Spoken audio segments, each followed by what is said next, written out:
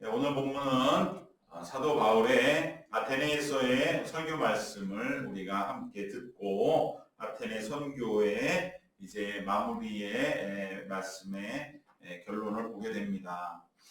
그러나 이 설교는 안타깝게도 바울의 실패한 선교의 모범이 됩니다.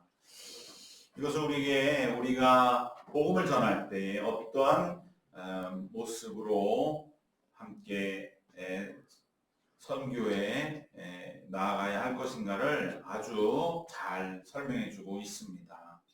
바울의 설교는 내용면에서 흠잡을 것은 없습니다. 당시에 아테네 그리고 많은 사람들이 학문과 사상의 도시, 그곳에서 가장 유행하던, 그래서 많은 사람의 관심을 끌던 스토아의 그 가르침들을 그대로 바울은 자기의 완전히 소화시킨 그러한 자기 말로서 말씀하면서 그것이 바울이 전하고자 하는 복음과 어떤 공통점이 있는가를 정확하게 설명을 합니다. 이러한 만한 사람도 사실은 바울밖에는 없었을 것입니다. 스토아 철학에서는 당시에 이 로마와 헬라의 이 철학으로서는 정말로 모든 세계에는 조화롭게 우리가 이루어져 나가야 하고 그 중심에는 로고스라고 하는 영원한 진리, 영원한 원리가 있다. 바로 이 로고스의 영원함, 그리고 이 모든 것에 다 적용되는 이 진리, 그 진리는 우리가 언뜻 듣기에도 하나님과 너무나 일치하게 되는 것이죠. 그것을 나타낸 것이 바로 요한복음이고, 그 전에 바울은 이 아테네 설교 속에서 바로 그러한 지금 온 세상에 퍼져 있는 영원한 진리, 로고스에 대한 그러한 신념, 그것은 바로 그 믿음의 핵심은 하나님도 역시 그 로고스 안에 다 로고스도 하나님 안에서 서로 만나고 일치한다는 점을 분명하게 집어주는 것이죠. 그러한 영원성과 진리의 성격이 하나님과 일치하고 있다는 것을 나열하고 있습니다. 24절, 25절에서 바로 그 진리, 영원한 진리, 로고스가 가지는 초월성, 즉 모든 것 위에 계시다. 즉 24절에서 우주와 그 가운데 있는 만물을 지으신 하나님께서는 천지 주제이시니 손으로 지은 전에 계시지 아니하시다.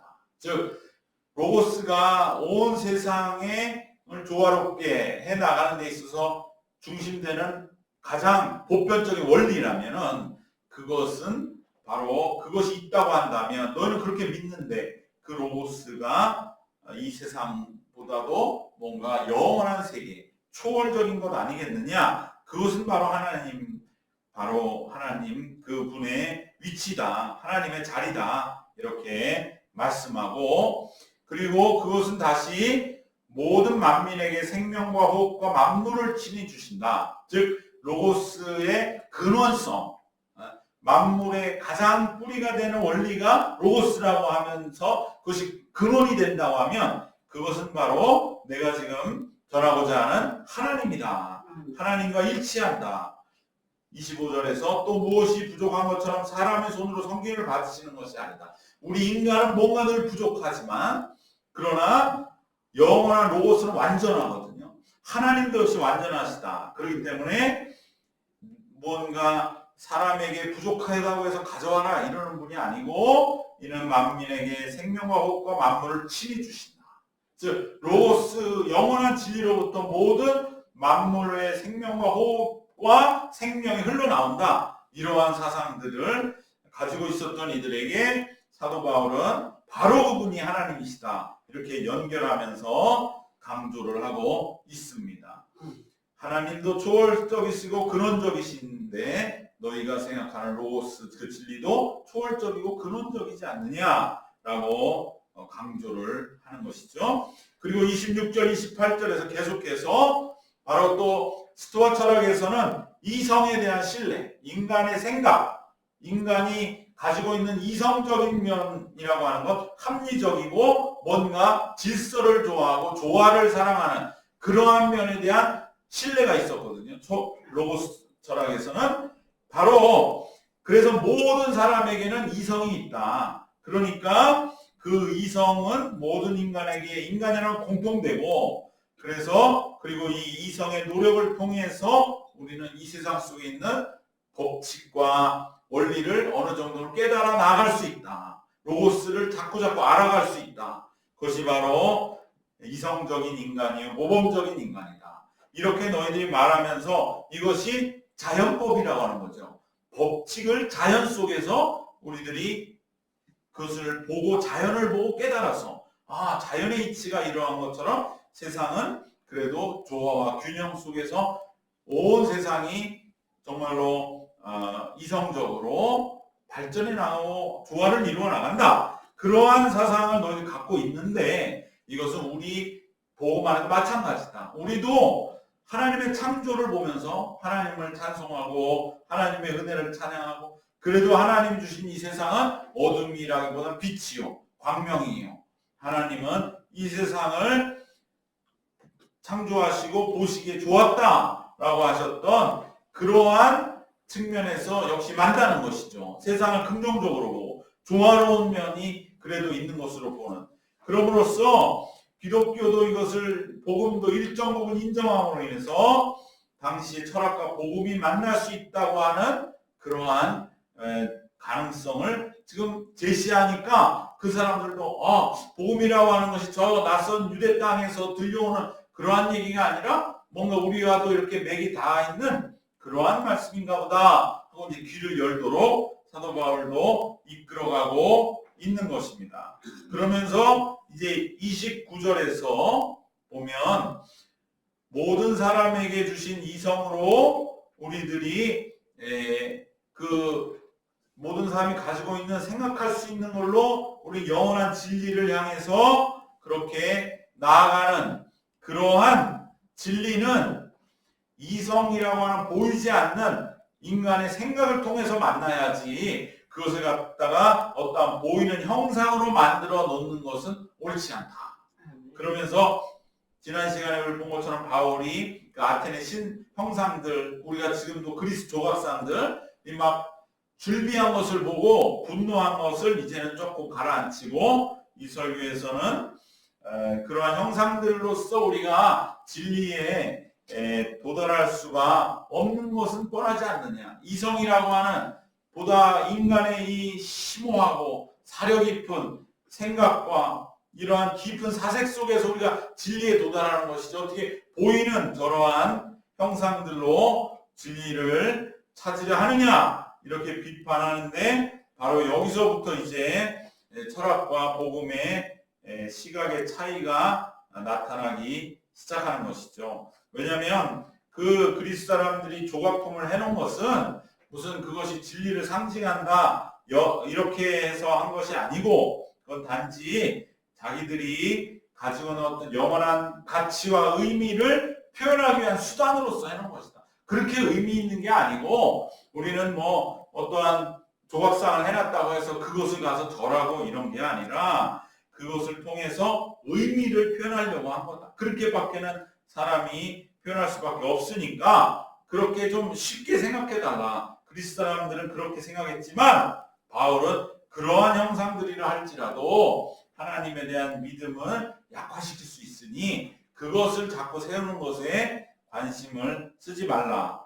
그리고 무엇보다도 중요한 건 그러한 형상들을 해놓고 그것을 보고 기뻐하고 뭐 보이지 않는 진선미를 논하는 것이 문제가 아니고 복음을 중심에 놓고 그리고 예술적인 형상들은 그 다음에 이제 표현되어야 한다고 이렇게 바울이 의도를 드러내면서 이제 균열이 생기기 시작하는 것이죠. 그래서 29절에서부터 뭔가 삐그덕거리기 시작하고요.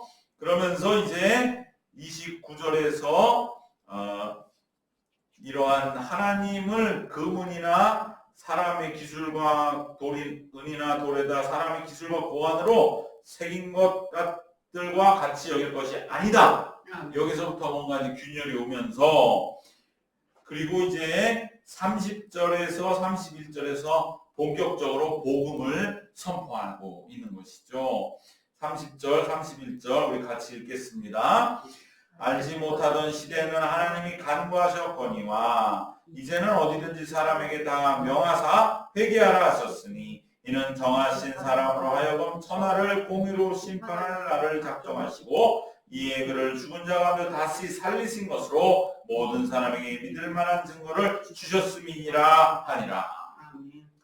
바로 이 당대 철학과 복음의 공통점을 쭉 설명해서 우선 그 사람들과의 공감대를 형성한 다음에 이제 복음을 두 절만 여기서 선포하는데 여기서 이 헬라 사람도 완전히 등 돌리는 것이죠. 30절에 무엇을 말합니까? 회개하라. 여러분 오늘날도 마찬가지죠. 오늘날도 어떻게 보면 온 세상 사람들 그리스 사람이랑 마찬가지예요. 다 이 사람들 철학을 배우고 학문을 배우고 그 위에서의 과학을 배우고 그렇기 때문에 오늘날 사람들도 많은 그러한 공통점이 기독교회와 있음에도 불구하고 결정적으로 받아들이지 못하는 것이 바로 이제부터 복음이 선포될 때에 말씀하는 회개하라. 이러한 메시지에 사람들은 이제 귀를 점점 닫기 시작하는 것입니다. 그리고 31절에는 심판을 작정하셨다. 그리고 심판으로부터 구원을 열어놓으셨는데 그것이 바로 부활이다. 그래서 바울은 아테네 설교의 복음은 딱 세 가지만 얘기하는 겁니다. 회개와 심판과 부활. 부활에는 십자가가 이미 포함이 되어 있으니까. 그리고 헬라 사람들은 십자가에 죽은 사람을 메시아라는 것에 대해서는 너무 큰 거부감이 있는 거예요. 그러니까 그것을 직접적으로 십자가를 드러내기보다는 예수님은 돌아가셨는데 우리를 위해 부활하셨다는 그러한 메시지를 표면적으로 더 강조하면서 회개하고, 그리고 회개는 단지 우리가 그냥 이제부터 내가 반성하고 착하게 살아야지, 이거는 그리스 사람들도 하는 거라는 거예요. 그게 아니고 하나님 앞에서 내가 심판을 피할 회개. 그 내 삶을 하나님 앞에서 심판대 앞에 놓는다는 거죠. 이것은 헬라 사람들은 생각해 본 적이 없는 것이죠. 왜냐하면 살아있는 하나님이 우선은 믿어져야 심판대가 있는 거지. 하나님이 안 믿으면 무슨 심판이 있습니까? 그건 두루뭉술이야. 그냥 무슨 저승사자 염라대왕 같은 얘기죠. 이것은 그냥 사람이 막연한 도덕감입니다. 그것은 죽음 앞에 아무 힘을 발휘하지 못하는 것입니다. 오직 종말론적인 심판, 하나님의 엄미하신 심판대, 그 앞에서 우리는 아무것도 할 수 없는, 그저 죄인으로 떨 수밖에 없는 우리들을 변호해 주시는 예수 그리스도. 그리고 너는 뭘 했느냐? 나는 예수님만을 믿었을 뿐입니다. 나는 예수님만 믿었을 뿐입니다. 이 진실에 따라 우리의 심판대는 나뉘는데, 그러기 위해서 우리는 끊임없는 회개, 그리고 심판, 그리고 예수의 부활을 진실로 믿고 그 부활로 살아가는 새로운 삶, 이 세 가지를 말씀을 했는데 어떤 결론이 나왔느냐? 32절 말씀에 그들의 반응은 바로 조롱하거나, 또 그 중에 조금 양식 있는 사람들은 다시 들어야 되겠다. 이건 너무 갑자기 어떻게 보면 그 사람들이 듣기에 우리랑 비슷한 얘기네 이렇게 듣다가 갑자기 회개하고 심판과 부활을 말하니까 그 중에 정말로 좀 성격이 막 들쭉날쭉한 사람들은 조롱하였고, 조금 신중하면서도 그래도 좀 예의를 갖추기 원하는 사람들은 이건 우리가 지금 당장은 너무 당황스럽고 다시 들어야 되겠습니다. 그러한 반응만이 나온 것입니다. 이처럼 복음의 전파는 우리가 어떠한 논리적인 전개로 쭉 끝까지 갈 수는 없어요. 분명한 비약과 계시의 일방성이 있습니다. 예수님의 십자가에서부터는 일방적인 거예요. 그냥 그거 받아들이는 거지, 그거에 대해서 뭔가 논증하고 이의를 제기하고 내 생각을 집어넣을 수가 없는 거죠. 그것이 바로 복음 전파가 갖는 그러한 분명한 특성이다 라고 하는 것을 사도 바울도 이 아테네에서 다시 한번 새삼 깨닫게 되었을 것입니다.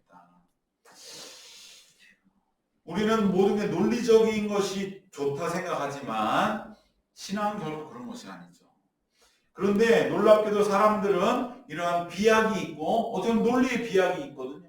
그 같이 쭉 가다가 갑자기 점프하는 게 있다는 말이죠.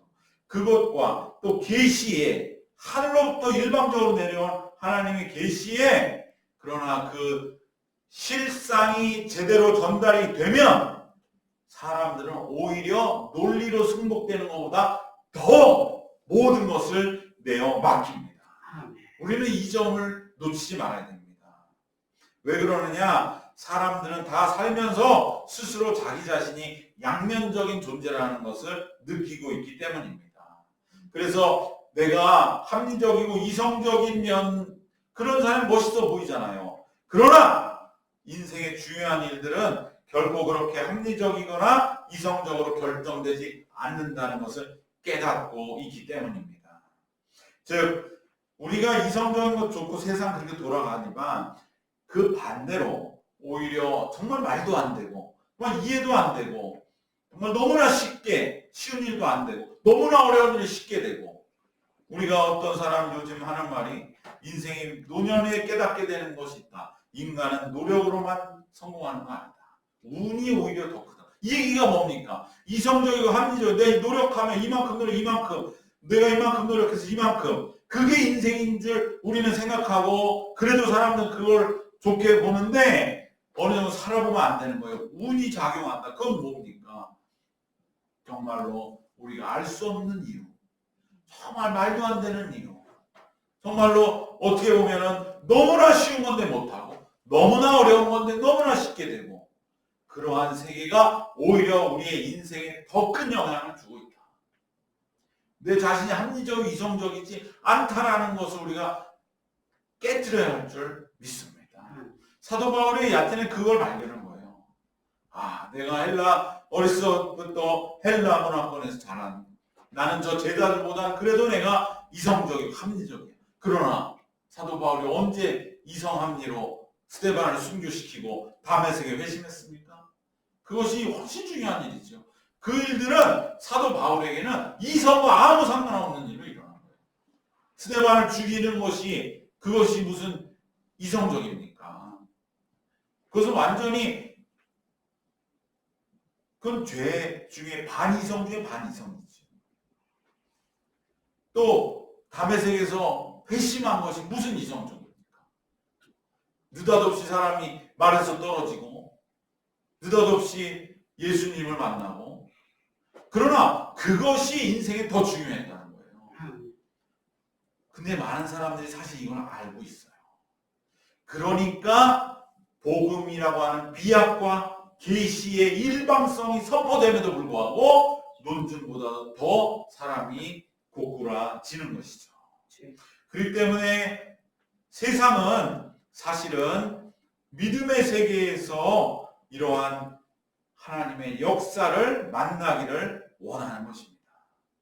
자기 자신이 이성적이고 합리적이고자 하지만 인생의 중요한 것은 그렇게 합리적이거나 이성적이지 않다는 걸 알고서 사람들은 양면성을 품고 살아간다 이 말이에요. 그렇기 때문에 세상은 믿음의 세계에서는 영적인 보이지 않는 세계에서 만나기를 원하는 것은 오히려 설명되는 것 만나기를 원하지 않아요. 아니 그거는 나도 다 알아. 오히려 설명 안 되는 것, 완전히 새로운 것을 만나기를 원하는 것입니다. 그렇기 때문에 우리는 바울의 실패가 여기에 있는 겁니다. 굳이 세상의 진리와 철학과 만남을 추구할 필요가 없어요. 그거는 그냥 하나의 처음에 여러분도 이러한 생각 갖고 계시죠? 이러한 서두로 한 5분, 10분 하고 얼른 지나가면 되는 거예요. 거부감을 주지 않을 정도만. 우리도 어디서 이상한 사람들이 아니라고 하는. 그래서 그들이 인상 쓰지 않을 정도로만 상식을 파괴하지 않은 그 정도로만 우리가 세상과 맞춰 살면 되는 것이고 오히려 우리에게 필요한 것, 우리가 불신자에게 보여줘야 할 건 무엇이냐? 우리는 오히려 우리의 색깔을 드러내는 것이죠. 마음껏 예수 그리스도의 삶의 길을 우리는 추구하고 영적인 삶의 길을 나타내고 드러내고 행동하면서 살면 오히려 불신자들도 그것을 원하는 것을 기억하시기를 바랍니다. 바울의 아테네 설교는 바로 우리에게 이것을 말씀하는 겁니다. 세상과 맞추려고 할 필요 없어. 세상과 같이 무슨 접점을 찾을 필요 없어. 그냥 우리는 우리의 복음의 역사를 가지고 우리가 가야 할 계시와 예수 십자가의 권능과 비약과 도약을 가지고 그리고 복음 전파의 길을 걸어가면 되는 것입니다. 바울과 같은 이 변증은 설득력 있어 보이고 뭔가 화려한 수사와 언변을 드러내고요.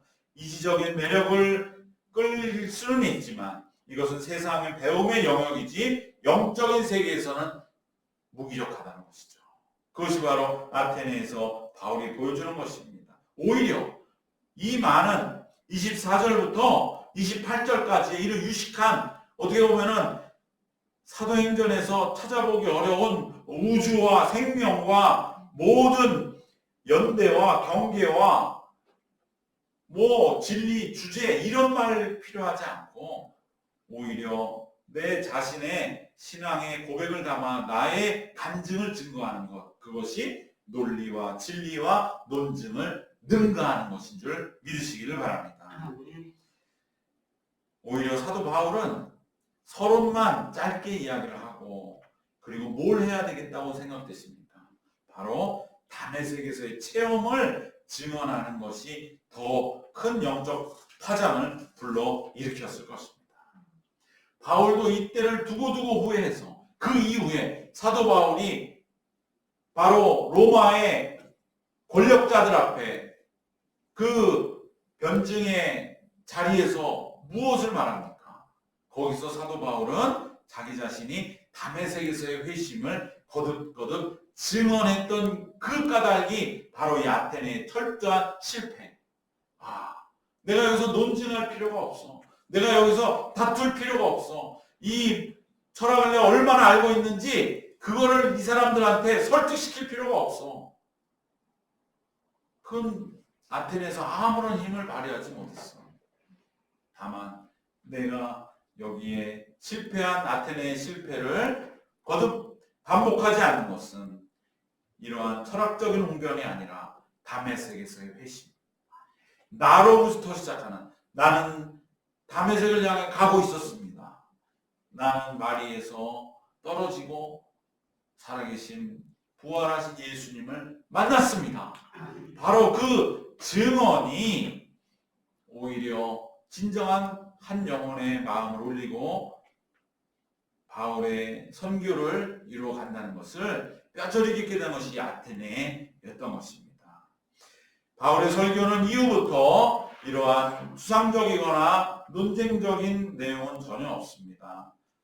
고백적인 증언으로 설교가 변화되는 계기가 바로 이 아테네에서 맞았다고 보아도 되는 것처럼 이제는 우리들도 이제부터는 내 삶으로 내 삶의 체험을 증언함으로 주님을 전파하기로 결단하시기를 바랍니다. 그것이 아테네가 주는 우리의 온전한 고백이요.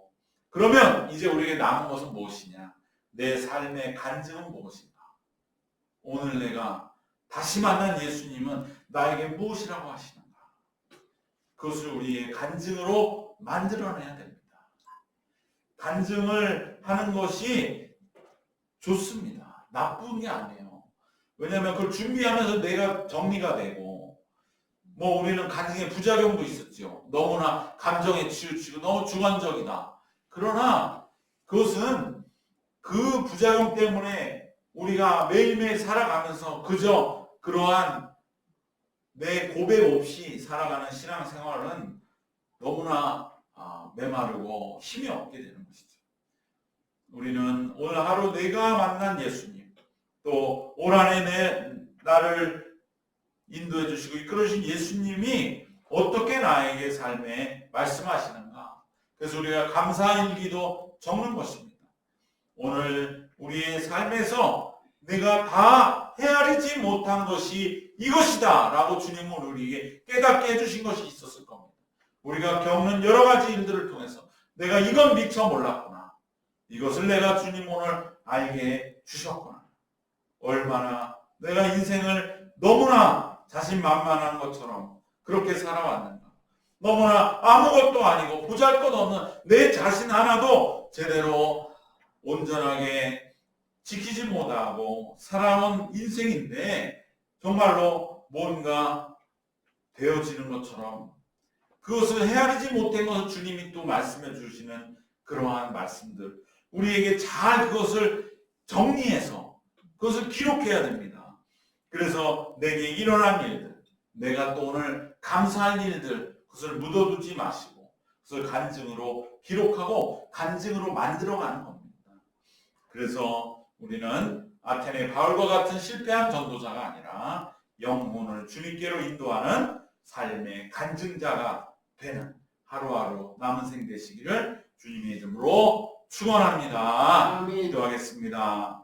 은혜와 사랑이 충만하신 우리 하나님, 사도 바울의 아테네의 설교는 참으로 심오하고 또한 우리 화려한 언변을 자랑하지만 그가 그곳에 교회를 세우지 못하고 조롱을 당하고 또한 그곳에서 많은 이들이 당황 속에 많은 결신자를 얻지 못한 그러한 선교를 보면서 우리 이제까지 신앙이 자칫 이러한 뭔가 화려한 듯 하나 진짜 우리가 한 영혼도 제대로 사랑하고 섬기고 주께로 인도하지 못하는 그러나 우리의 삶에 주신 많은 은혜를 잃어버리고 살아가는 간증 없는 신앙은 아니었는지 주님, 그냥 우리가 이제부터는 우리 자신을 늘 주님 앞에서 간증하는 주님이 내게 주신 말씀, 오늘 나에게 깨닫게 해주신 것, 그리고 나에게 주시니 당연하다고 생각한 일에 대한 기쁜 감사와 그러한 모든 체험들이